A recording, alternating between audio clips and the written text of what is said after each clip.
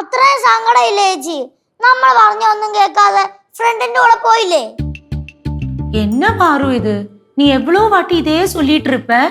அது விடு பாரு. എനിക്ക് സങ്കടം വന്നാൽ ഞാൻ ഇനിയും പറയും. അമ്മായി പോയതോ പോയി. എന്നിട്ട് ഫ്രണ്ടിന്റെ കൂടെ ഇങ്ങനെ അയക്കുന്ന ഫോട്ടോ അയച്ചു തന്നിരിക്കുന്നു. ഇത്രയും ചെയ്ത സ്വഭാവമാണോ അമ്മായിടെ? ആവശ്യത്തെ പറഞ്ഞോ നല്ല ഞൊട്ട് കിട്ടും കേട്ടല്ലോ. എന്താണ്ട് ഇവിടെ ഭയങ്കര ബഹളം? എന്തൊരു കുരുത്തക്കൂടെ ഒപ്പിച്ചാ എത്തിയാ? അതുകൊണ്ടല്ലേ ഇവിടെ നിക്കണേ.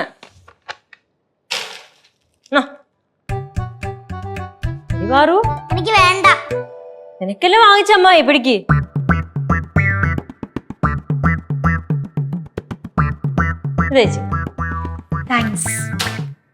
എനിക്കിപ്പോ വേണ്ട, ഞാൻ നേരത്തെ കഴിച്ചതേ ഉള്ളൂ.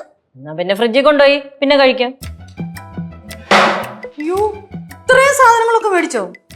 ആ, കുറച്ചധികം ഷോപ്പ് ചെയ്ത് ഞാൻ. അത് ശരി. അപ്പൊ കൂട്ടുകാരിനെ കാണാൻ പോയതല്ല, ഷോപ്പിംഗ് പ്ലാൻ ചെയ്ത് പോയതാണല്ലേ? എടേ, നമ്മൾ ഒരു 1 hour ഒരുമിച്ചുണ്ടായിരുന്നുള്ളൂ. തിരിച്ചു പറഞ്ഞ വഴിക്ക് ഞാൻ ഇത് മേടിച്ചതാണ്. എനിക്ക് ഇങ്ങോട്ട് പെട്ടെന്ന് വരണമെന്നുണ്ടായിരുന്നു, അതുകൊണ്ട് ഞാൻ പെട്ടെന്ന് ഇങ്ങ് വന്നു. ഇത് കൊറേ ദിവസത്തേക്കുണ്ടല്ലോ. ആ ഉണ്ട്, ഞാൻ കുറച്ചധികം ഷോപ്പ് ചെയ്ത്. ഇത് കൊറേ മേടിച്ചിട്ടുണ്ടല്ലോ. ഇതെല്ലാം കൂടെ എപ്പോ ഇട്ട് തീരും? ഒരു ദിവസം 2 എണ്ണം വെച്ചിടാം. എങ്ങനെ? கௌரிக்கு எந்த ட்ரெஸ் போட்டாலும் ரொம்ப அழகா இருக்கும். അതങ്ങനെയല്ലേ വരൂ. ഒന്ന് മിണ്ടായിരിക്കാൻ ആന്റി, രാവിലെ മുതൽ പൊക്കിക്കൊണ്ടിരിക്കുക. ഹലോ, എന്തിത്ര ഗൗരവം? ഒന്നുമില്ല.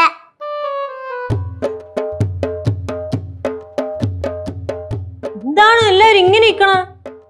എന്നാ ഒരു കാര്യം അറിഞ്ഞോ, ഇത് എനിക്ക് വേണ്ടി മാത്രം വാങ്ങിച്ചതല്ല, നമുക്ക് എല്ലാവർക്കും കൂടി വാങ്ങിച്ചതാണ്. ആ എടാ, ഇത്രയും ഡ്രസ്സൊക്കെ ഞാൻ ഒരുമിച്ച് മേടിക്കും എനിക്ക് വേണ്ടി. പറയാൻ പറ്റില്ല, നിങ്ങൾ സൈക്കോ ആണ്. ചിലപ്പോ മേടിച്ചെന്നൊക്കെ വരും, നമുക്കറിയോ? ലച്ചുവേ, നിന്റെ അത്ര അല്ല കേട്ടാ ഞാൻ.